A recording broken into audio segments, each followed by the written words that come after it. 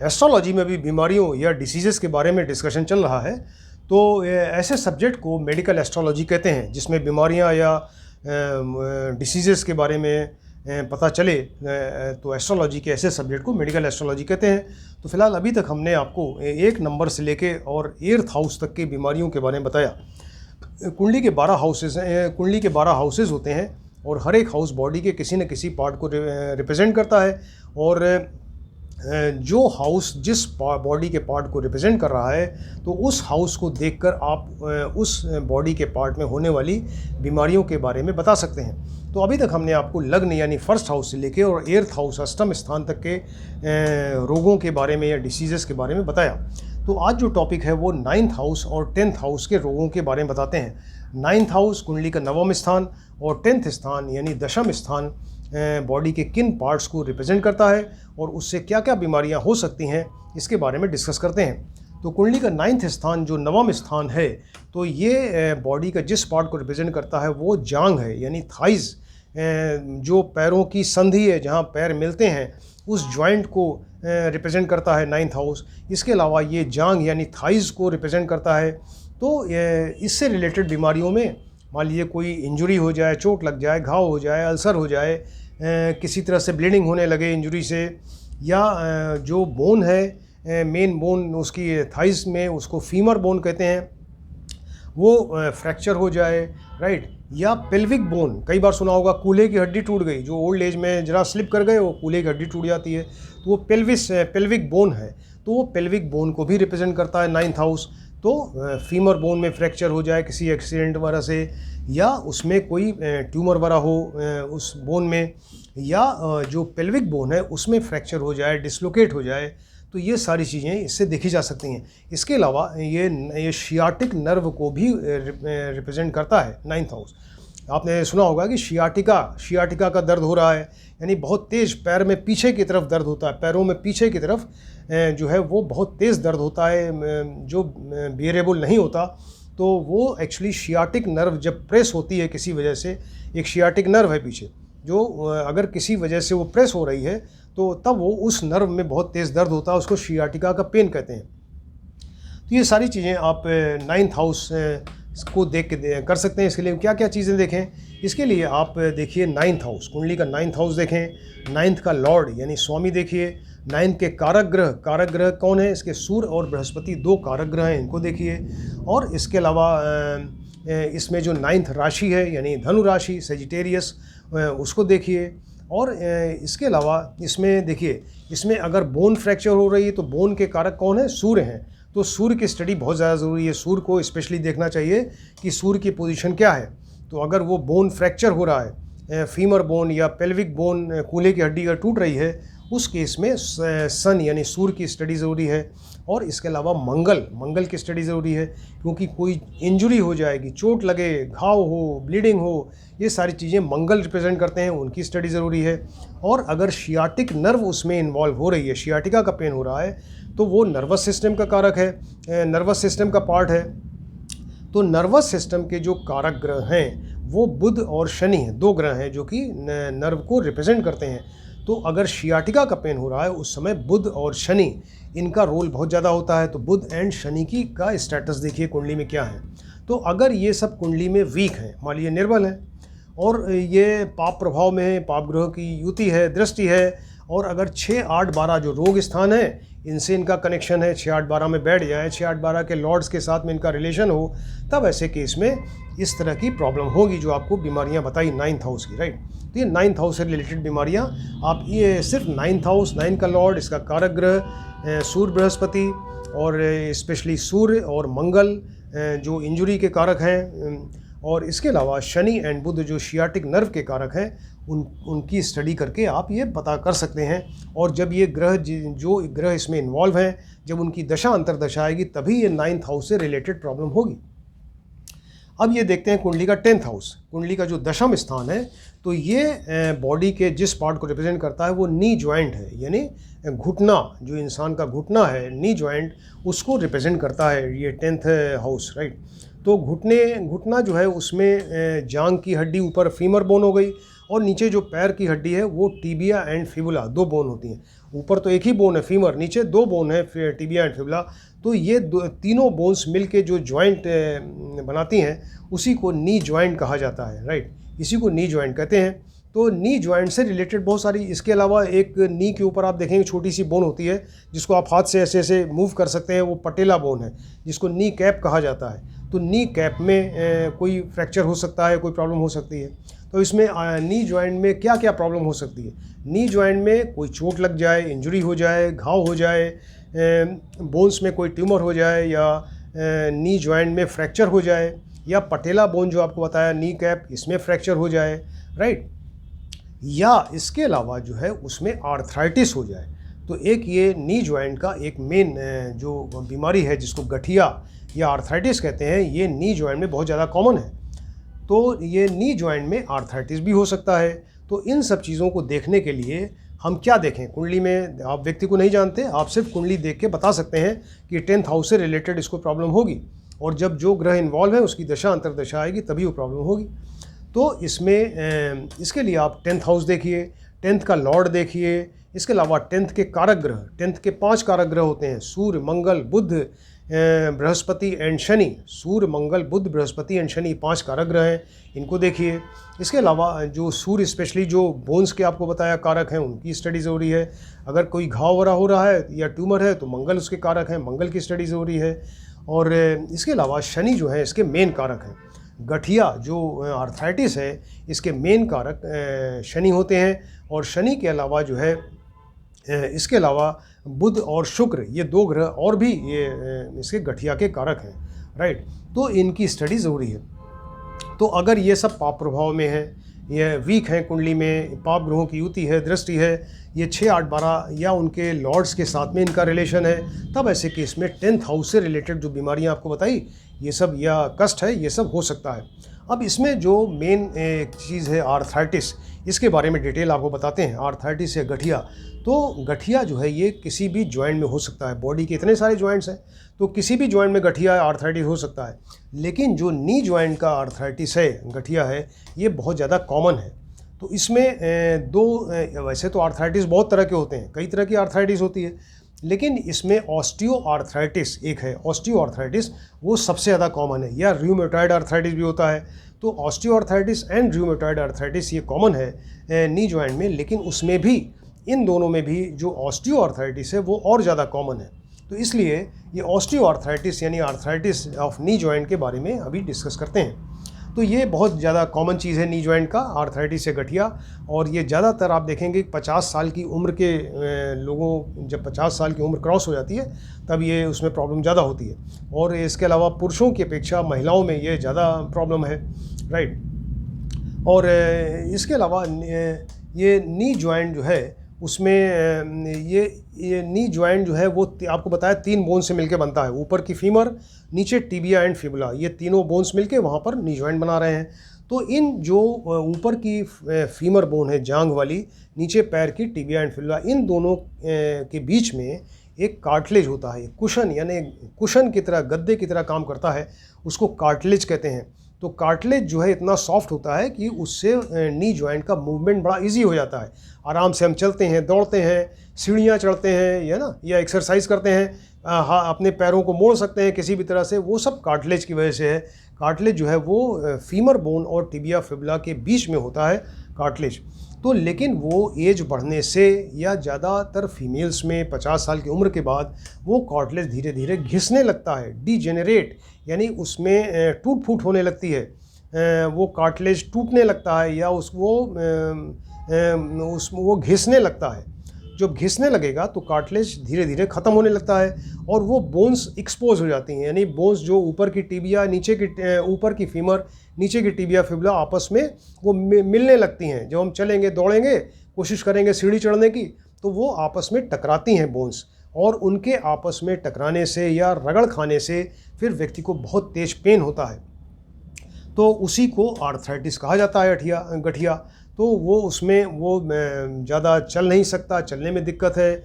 अगर ज़मीन पे बैठ गए तो उठने में हालत ख़राब हो जाएगी, उठ नहीं सकते क्योंकि इतना ज़्यादा पेन होगा उसमें, या सीढ़ियाँ चढ़ने में बहुत ज़्यादा तकलीफ़ होगी।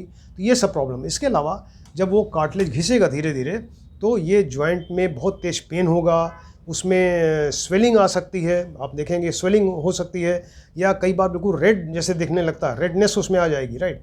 तो वो जॉइंट में रेडनेस आने लगती है। और उसके अलावा अगर आप छुएंगे उसको तो वो गर्म फील होगा, गर्म फील होगा, वार्मथ, उसमें गर्म फीलिंग होती है। और जॉइंट जो है स्टिफ हो जाता है। स्टिफ का मतलब उसका मूवमेंट कम हो जाएगा, रेस्ट्रिक्टेड हो जाएगा मूवमेंट, वो ज़्यादा मूव नहीं कर सकते, उसको आप ज़्यादा खोल नहीं सकते उस जॉइंट को, ये सब प्रॉब्लम है। तो ये एक तरह से इसीलिए इसको एक डीजेनरेटिव डिसीज़ कहा गया, यानी जो धीरे धीरे और ज़्यादा ख़राब होता चला जाता है, धीरे धीरे ख़राब होने लगता है, इसीलिए इसको डीजेनरेटिव या disease of wear and tear, क्योंकि ये कार्टिलेज इसमें घिस रहा है, तो disease of wear and tear या डीजेनरेटिव डिसीज़ इसको कहा गया है। तो इस गठिया के लिए हम क्या देखें, कुंडली का आप 10th हाउस देखें, 10th का लॉर्ड देखिए, और स्पेशली जो गठिया का कारक ग्रह शनि, इसको देखिए। इसके अलावा शनि के अलावा 2 ग्रह और हैं जो गठिया के कारक हैं, वो बुध और शुक्र हैं, राइट, बुध और शुक्र हैं। अब ये देखिए 3 तरह के रोग होते हैं, वात, पित्त एंड कफ। तो ये गठिया जो है वात रोग में माना जाता है। वात, पित्त एंड कफ 3 तरह के रोग होते हैं। तो ये वात रोग में आता है गठिया। तो वात वाले जो वात प्रधान ग्रह हैं, यानी वात को रिप्रेजेंट करते हैं, वात प्रधान ग्रह हैं, तो वो शनि, बुध एंड राहु हैं, राइट। तो शनि, बुध एंड राहु, इनकी स्टडी ज़रूरी है।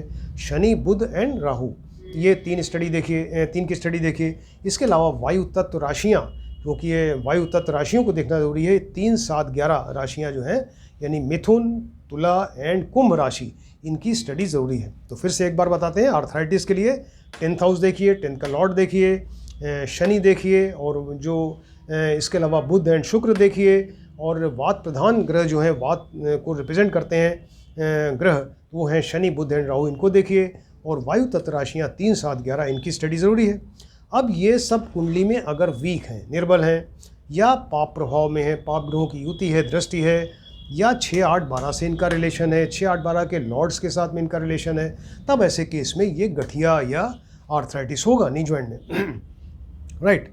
तो इससे रिलेटेड बहुत सारे योग हैं, तो आपको कुछ योग बताते हैं, जिसमें कि आप सिर्फ कुंडली, आप व्यक्ति को नहीं जानते, आप कुंडली देख के ही बता देंगे कि इस व्यक्ति को गठिया के चांसेस हैं।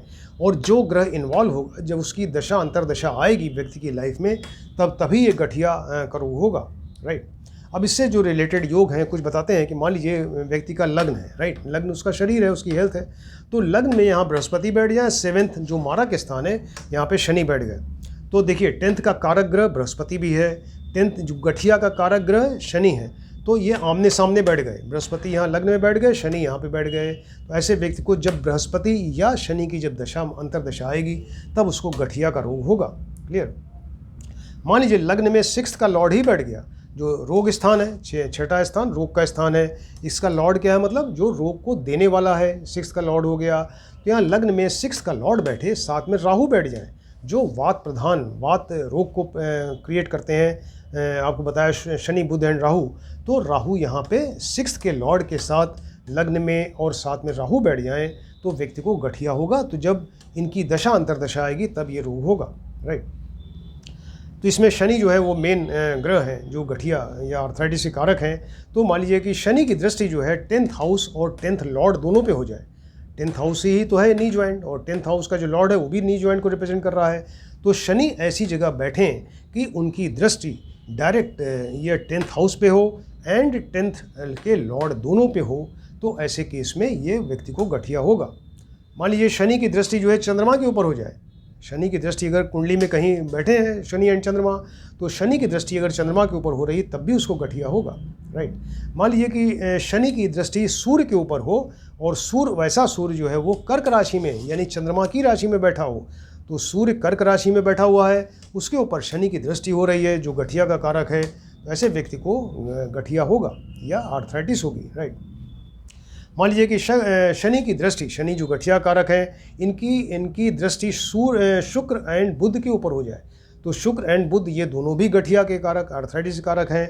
तो शनि की दृष्टि कुंडली में ऐसे बैठे हों कि शनि की दृष्टि शुक्र एंड बुध दोनों के ऊपर पड़ती हो, तो ऐसे केस में व्यक्ति को आर्थराइटिस होगा। जब इनकी दशा अंतरदशा आएगी तो इसको आर्थराइटिस होगा व्यक्ति को, राइट।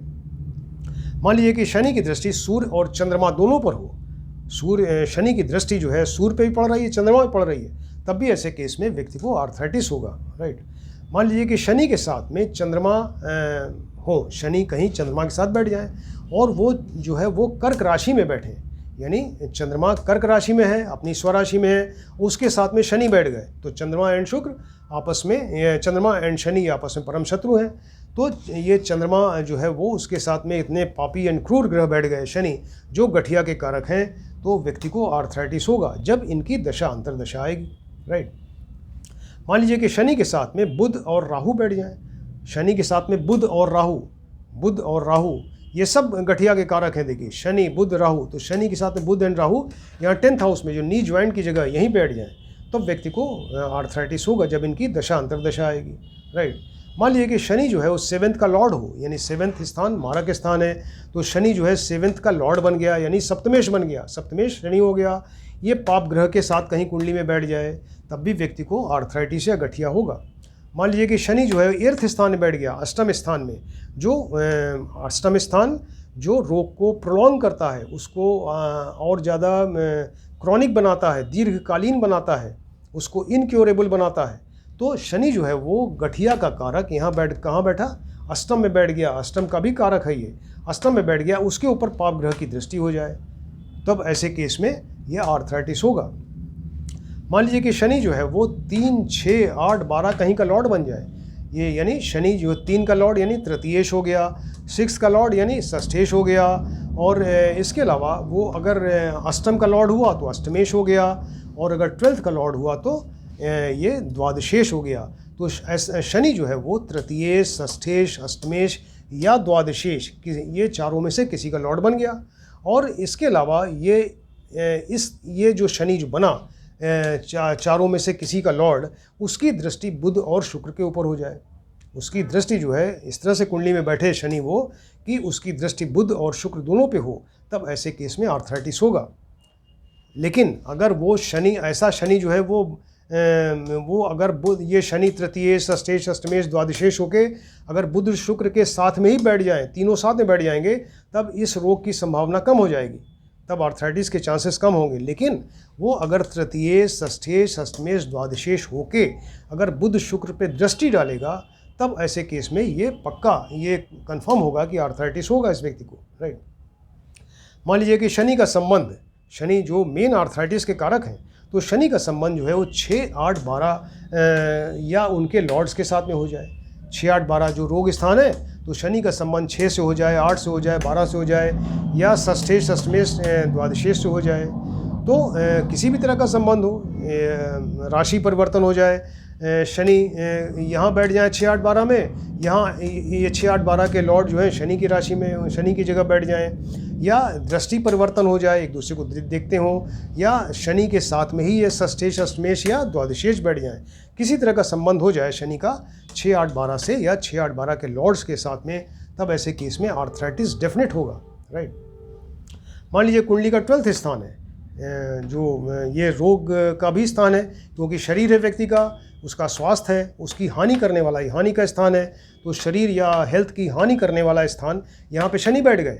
तो शनि अगर यहाँ बैठेंगे और इसमें इनके साथ में वीक चंद्रमा बैठ जाए, राइट, चंद्रमा जो है निर्बल होकर बैठ जाए, चंद्रमा किसी वजह से निर्बल हो गया, तो वो चंद्रमा, वीक चंद्रमा और शनि साथ में अगर बैठ जाए यहाँ पे, तो व्यक्ति को डेफिनेट ये आर्थराइटिस की प्रॉब्लम होगी, राइट। वैसे भी शनि अगर 12th स्थान में बैठते हैं, ये 12th के कारक हैं, तो शनि के यहाँ बैठने से पैरों में प्रॉब्लम होती है, और साथ में चंद्रमा निर्बल होकर बैठे तो उसको आर्थराइटिस होगा, यानी नी जॉइंट में प्रॉब्लम होगी, राइट।